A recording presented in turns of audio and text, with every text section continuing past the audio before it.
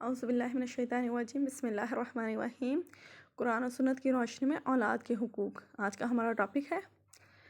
ہم جانتے ہیں کہ بچے جو ہیں وہ قوم کے معمار ہوتے ہیں، اگر ان کی صحیح تربیت کی جائے تو وہ ایک اچھی قوم بن سکتے ہیں۔ اس لیے اسلام نے ان کی نگہداشت پر خصوصی زور دیا ہے۔ سید سلمان ندوی لکھتے ہیں، یہ وہ عنوان ہے جس کا سراغ دوسری آسمانی کتابوں میں نہیں ملتا۔ اسے یہ سمجھنا چاہیے کہ اسلام سے پہلے والدین کو تو اپنی اولاد پر غیر محدود اختیارات حاصل تھے، مگر اولاد کا باپ پر کوئی حق تسلیم نہیں کیا جاتا تھا، اور اس کو والدین کی بزرگی اور ان کے ادب کے خلاف سمجھا جاتا تھا۔ لیکن محمد صلی اللہ علیہ وسلم جو مذہب لے کر تشریف لائے، اس کی شریعت میں حقوق کے مسئلے میں بڑوں اور چھوٹوں کے درمیان کوئی تفریق نہیں کی گئی۔ وہ جس طرح چھوٹوں پر بڑوں کے جائز حقوق تسلیم کرتا ہے، اسی طرح وہ چھوٹوں کے بھی بڑوں پر مناسب حقوق تسلیم کرتا ہے۔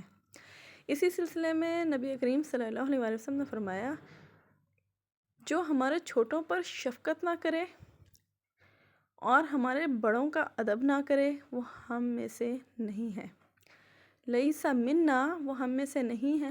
من لم یرحم صغیرنا، جو ہمارے چھوٹوں پر رحم نہ کرے، ولم یوقر کبیرنا، اور ہمارے بڑوں کی توقیر نہ کرے۔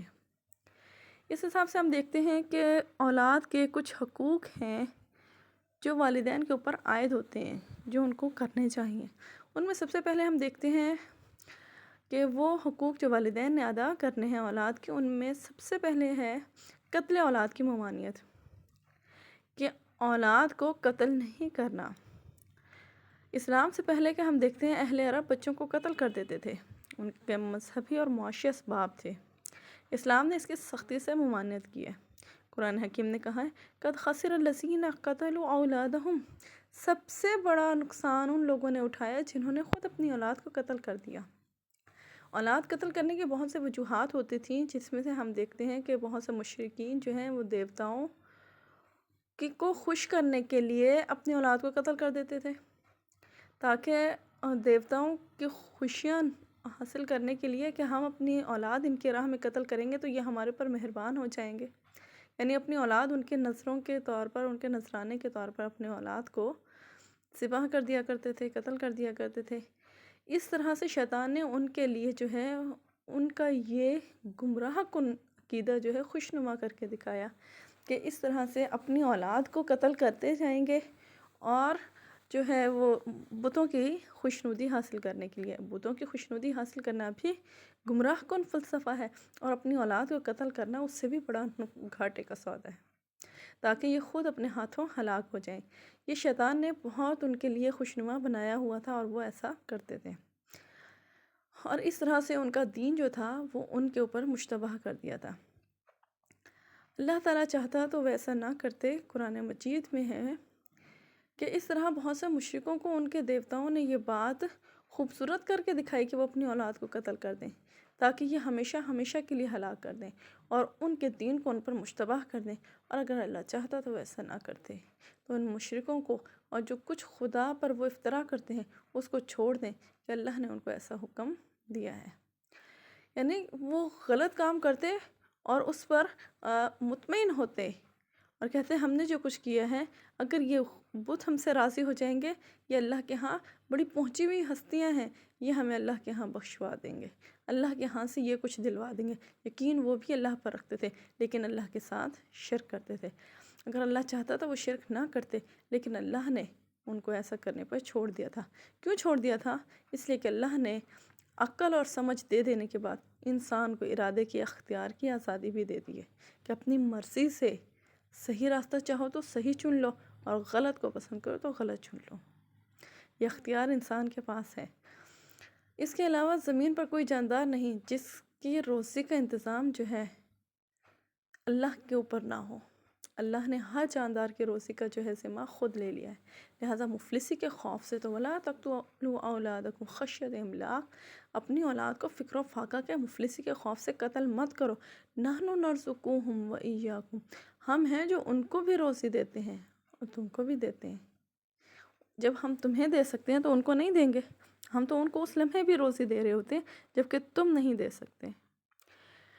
اس کے بعد ہم دیکھتے ہیں کہ ارشاد ربانی ہے وَإِذَا الْمَوْءُودَةُ سُئِلَتْ بِأَيِّ ذَنبٍ قُتِلَتْ۔ ہم جانتے ہیں زمانہ جاہلیت میں ایک جو ہے اولاد کے قتل نظر و نیاز کے طور پر بھی ہوتے تھے، مفلسی کے خوف سے بھی ہوتے تھے۔ ان میں ایک جو ہے صورت وہ یہ بھی تھی کہ بیٹیوں سے وہ لوگ نفرت کرتے تھے اور بیٹی کا باپ بننا اپنے لیے بغیرتی کا باعث سمجھتے تھے، لہٰذا ایسی صورت میں وہ بیٹیوں کو زندہ درگور کر دیتے تھے، زندہ دفن کر دیتے تھے۔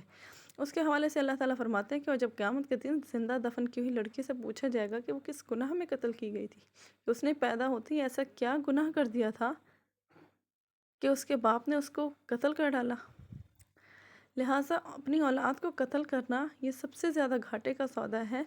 اولاد کے حقوق کی ہم بات کر رہے ہیں تو اس میں پہلا حق یہ ہے کہ وہ بیٹا ہے یا بیٹی، اس کو زندہ رہنے کا حق دیا جائے۔ اس کو زندگی ہم نہیں دے سکتے تو اس کو موت دینے کا اختیار بھی والدین کو نہیں دیا گیا۔ اس کے بعد دوسری چیز کیا ہے کہ اللہ نے ایک خوبصورت تحفہ آپ کو دیا ہے، اس کی بہترین انداز میں پرورش کریں۔ کوئی قیمتی گفٹ اگر ہمیں ملتا ہے ہم کتنا اس کو سنبھال کر رکھتے ہیں، لہٰذا یہ اللہ نے ایک بہترین تحفہ آپ کو دیا ہے، اس کو بہترین انداز میں پرورش کریں، اس کو پالیں پوسیں، یہ آپ کے لیے صدقہ جاریہ بنے گا۔ اس کی بہترین تربیت کریں، اس کی بہترین پرورش کریں۔ اور اللہ تعالیٰ نے حکم دیا کہ مائیں اپنے بچوں کو پورے 2 سال تک دودھ پلائیں، یعنی 2 سال تک تو کم از کم وہ ماں کے ساتھ بالکل چمٹا رہے، اس کو اپنے سے دور نہیں کرنا۔ پھر اس کے بعد جو ہے تھوڑا تھوڑا اس کو اوپر کا کھلائیں، وہ سمجھنے لگے، بولنے لگے، اس کو بہترین انداز میں سکھانا شروع کریں۔ حضرت عائشہ یعنی اپنی حیثیت کے مطابق بندہ بہتر سے بہتر خوراک جو ہے وہ اپنی اولاد کو کھلائے۔ حضرت عائشہ سے روایت ہے، انہوں نے کہا کہ ایک عورت میرے پاس آئی اور اس کے ساتھ 2 بیٹیاں تھیں، اس نے میرے پاس ایک کھجور کے سوا کچھ نہ پایا، اس نے آ کے کچھ طلب کیا، حضرت عائشہ کے پاس صرف ایک ہی کھجور موجود تھی، وہ اٹھائی اور آپ نے انہیں اس عورت کو دے دی۔ میں نے وہ اسے دے دی، پھر اس نے اس سے یعنی کھجور کو اپنی لڑکیوں میں بانٹ دیا اور اس میں سے خود کچھ نہ کھایا، ایک کھجور میں سے بھی آدھی آدھی۔ کمال دیکھیں ماں کی محبت کہ وہ بھی اپنی اولاد کو دے دی اور خود اٹھ کر باہر چلی گئی۔ اس کے بعد نبی کریم صلی اللہ علیہ وآلہ وسلم گھر آئے، میں نے آپ صلی اللہ علیہ وآلہ وسلم کو بتایا تو آپ نے فرمایا کہ جس کو بیٹیوں کی کچھ آزمائش میں ڈالا گیا اور اس نے ان کے ساتھ اچھا سلوک کیا تو اسے آگ سے دور رکھیں گی۔ یعنی لڑکیاں جو ہیں وہ جنت کا ذریعہ ہیں اور جہنم سے بچانے کا بہترین ذریعہ ہے۔ رسول اللہ صلی اللہ علیہ وآلہ وسلم نے فرمایا جس نے 2 لڑکیوں کی ان کے بالغ ہونے تک پرورش کی، وہ اور میں قیامت کے دن اس طرح آئیں گے۔ اور آپ نے اپنی انگلیوں کو ملایا اور دکھایا، یعنی وہ شخص جو بیٹیوں کے ساتھ حسن سلوک کرتا ہے اور ان کی بہترین انداز میں پرورش کرتا ہے، ان کی تعلیم و تربیت کا خیال رکھتا ہے اور بیٹوں کو ان کے اوپر فوقیت نہیں دیتا، تو ایسا شخص قیامت کے دن نبی کا ہمسایہ بنے گا۔ نبی کریم صلی اللہ علیہ وآلہ وسلم نے فرمایا کہ وہ شخص میرے ساتھ جنت میں ایسے ہوگا جیسے یہ 2 انگلیاں، آپ نے ملا کر دکھایا۔ اس کے بعد یہ ہے کہ ان کی پرورش کی جائے، یعنی ان کے کھانے پینے کا، ان کے دیکھ بھال کا خیال کیا جائے، ان کے دکھ درد کا خیال کیا جائے۔ اس کے بعد ہے تعلیم و تربیت کہ جیسے جیسے بچہ بڑا ہونے لگے اس کی بہترین انداز میں تربیت شروع کریں۔ اللہ رب العالمین نے فرمایا یا ایھا الذین آمنوا، اے لوگو جو ایمان لائے ہو، قوا انفسکم، اپنے آپ کو بچاؤ، واہلیکم، اور اپنے گھر والوں کو بچاؤ۔ کس سے بچاؤ؟ نارا، آگ سے بچاؤ۔ نبی کریم صلی اللہ علیہ وسلم نے فرمایا جب تمہارے بچے 7 سال کی عمر کو ہو جائیں تو ان کو نماز پڑھایا کرو، اور جب 10 سال کے ہو جائیں تو انہیں مار مار کر نماز کا پابند بناؤ، اور اس وقت ان کو الگ سلایا کرو۔ ایک بار آپ صلی اللہ علیہ وسلم نے فرمایا کوئی باپ اپنی اولاد کو اس سے بہتر عطیہ نہیں دے سکتا کہ وہ اس کی اچھی تربیت کرے۔ آپ صلی اللہ علیہ وسلم کا ایک اور فرمان ہے باپ کا بچے کو کوئی ادب کی بات سکھانا 1 سا غلہ خیرات کرنے سے یا صدقہ کرنے سے بہتر ہے۔ یعنی صدقہ و خیرات کا جتنا اجر ملے اس سے زیادہ اجر جو ہے اس کا ملے گا کہ وہ اپنی اولاد کو کوئی ایک اچھی بات سکھا دے۔ اگر وہ ایک اچھی بات سکھائے گا تو اس کا اجر اتنا زیادہ ہے صدقہ و خیرات کرنے سے۔ تو آپ سوچیں اگر بہت ساری چیزیں، بہت سارے مینرز، ایٹیکیٹس اگر ہم اپنے بچوں کو سکھائیں، آداب سکھائیں، تو یقین مانیں وہ ان کی بھی دنیا سنور جائے گی، آخرت سنور جائے گی، وہ دنیا کے لیے بھی بہترین جو ہے شہری بن سکیں گے، ایک بہترین قوم بن سکیں گے، ذمہ دار افراد بن سکیں گے جنہوں نے ملک کی باغ دوڑ سنبھالی، اور آخرت میں ان کی وہ نیکیاں والدین کے لیے بھی کہ جس کی تربیت کی وجہ سے انہوں نے نیکیاں کی، اور ان کے اپنے لیے بھی ذخیرہ شمار ہوں گی۔ اس کے بعد ہم دیکھتے ہیں آگے ہے رحم اور شفقت، کہ بچوں کے ساتھ محبت اور شفقت سے پیش آنا بچوں کے لیے ضروری ہے۔ بچے پھولوں کی مانند ہوتے ہیں، حسن سلوک کا برتاؤ ان پر بہت زیادہ اثر کرتا ہے۔ اس کی مثالیں ہمیں کاشانہ نبوت سے بھی ملتی ہیں۔ ایک صحابی اقرا بن حابس دربار نبوی میں آیا۔ حضور صلی اللہ علیہ وسلم حضرت حسن رضی اللہ تعالیٰ عنہ کو پیار کر رہے تھے۔ اس کو یہ بات ادب اور وقار کے خلاف معلوم ہوئی۔ اس نے کہا، کیا آپ بچوں کو پیار کرتے ہیں؟ میرے 10 بچے ہیں، میں نے ان میں سے کسی کو پیار نہیں کیا۔ آپ صلی اللہ علیہ وسلم نے سنا اور فرمایا، جو رحم نہیں کرتا اس پر رحم نہیں کیا جاتا۔ دوسری روایت میں ہے کہ آپ نے فرمایا کہ اگر اللہ تعالیٰ نے تیرے دل سے رحم اور شفقت کو نکال لیا تو میں کیوں کروں؟ جب آپ کے بیٹے ابراہیم نے وفات پائی تو آپ کی آنکھوں سے آنسو جاری تھے اور کہتے جاتے تھے، بیٹے آپ کی جدائی کا ہمیں بہت افسوس ہے، لیکن کوئی ایسی شکوہ والی بات نہیں کرتے تھے۔ لیکن محبت تھی نا، شفقت تھی، اولاد تھی، آپ کی آنکھوں سے آنسو جاری تھے اور بار بار کہتے تھے، بیٹے آپ کی جدائی کا ہمیں بہت افسوس ہے کہ آپ ہمیں چھوڑ کر چلے گئے۔ حضرت فاطمہ جب تشریف لاتی تو آپ فرط محبت میں کھڑے ہو جاتے۔ آپ صلی اللہ علیہ وسلم حسن اور حسین کو کاندھوں پر سوار کر لیتے، ان کو پیار کرتے، چومتے۔ قرآن حکیم کا فرمان ہے، انما اموالکم واولادکم فتنہ، تمہارے مال اور تمہاری اولاد تمہارے لیے فتنہ ہے، تمہارے لیے آزمائش ہے۔ حقیقتاً آزمائش ہے۔ اللہ تعالیٰ سب کو نیک اولاد دے۔ اس کے بعد یہ کہ اولاد کے حقوق میں ہے نکاح۔ جب وہ بالغ ہو جائیں، بہترین انداز میں ان کی پرورش اور تعلیم و تربیت کا بندوبست ہو گیا، وہ بالغ ہو گئے، بلوغت کو پہنچ گئے، تو ان کے نکاح کا انتظام کرو۔ قرآن حکیم کے واضح احکامات موجود ہیں۔ وَأَنكِحُوا الْأَيَامَ، آپ نے غیر شادی شدہ لوگوں کے نکاح کر دو۔ رسول صلی اللہ علیہ وسلم نے فرمایا، جس کے یہاں لڑکا پیدا ہو اس کا اچھا نام رکھے، جب بالغ ہو تو اس کی شادی کر دینی چاہیے، اور اس کی شادی نہ کی اور اس نے گناہ کیا تو اس کا گناہ باپ کے سر ہے۔ مزید آپ نے فرمایا، نکاح من سنتی، نکاح میری سنت ہے، ومن رغب عن سنتی، جس نے میری سنت سے منہ موڑا فلیس منی، اس کا مجھ سے کوئی تعلق نہیں ہے۔ اولاد کے حقوق میں ہم پڑھ رہے ہیں نا، زندگی کا حق، تحفظ کا، یعنی زندگی کا حق دیا، پھر اس کے بعد پرورش ہے، پھر اس کے ساتھ ساتھ یہ کہ زندگی کے حق کے ساتھ آپ نے اس کا بہترین نام رکھنا ہے، اس لیے کہ ناموں کا اثر ہوتا ہے انسان کی شخصیت کے اوپر۔ جتنا بہترین نام رکھا جائے گا اتنا ہی بہترین جو ہے وہ شخص سامنے آئے گا۔ اس کے بعد اس کا عقیقہ کیا جائے، بیٹے کی طرف سے 2 بکریاں یا 2 بھیڑیں، اور بیٹی کی طرف سے 1 بکری یا 1 بھیڑ جو ہے وہ عقیقہ کیا جائے، 7ویں دن اس کا نام رکھا جائے، یہ بھی بچوں کے حقوق میں شامل ہے۔ اچھا، نکاح کے حوالے سے ہم بات کر رہے تھے، نکاح کے ساتھ یہ کہ اولاد کی رضامندی بھی نکاح میں ضروری ہے، یہ نہیں کہ جس مرضی کے ساتھ آپ جو ہے اس کو جوڑ دیں، نہیں۔ آپ صلی اللہ علیہ وسلم نے حکم دیا کہ اولاد کا مناسب رشتہ ہو، اس کا ہم کفو کا خیال رکھا جائے، کہ جتنا معیار جو ہے آپ کے بچوں کے اسی معیار کے مطابق جو ہے وہ ویسے ہی، کہ اگر بیٹا دیندار ہے تو بہو بھی دیندار ہو، بیٹی اگر دیندار ہے تو داماد بھی دیندار ہو، ورنہ جو ہے وہ ذہنی ہم آہنگی ان کے درمیان پیدا ہی نہیں ہو سکے گی۔ لہٰذا کوشش کی جائے کہ اپنے بچوں کو دین کا تعلیم دیں اور ان کے لیے بہترین جو ہے رشتے کا، مناسب رشتے کا انتخاب کریں۔ بہت مالدار کو نہیں ڈھونڈنا، ہمارے ہاں معیار جو ہے وہ مال اور دولت کے لحاظ سے ہوتا ہے، نہیں، دینداری کے لحاظ سے جو ہے وہ معیار ہونا چاہیے، کہ اگر یہ بچہ دیندار ہے تو یقیناً یہ میری بیٹی کو خوش رکھے گا، اس کو دین کے مطابق عمل کروائے گا، دین ہماری پریفرنس ہونی چاہیے۔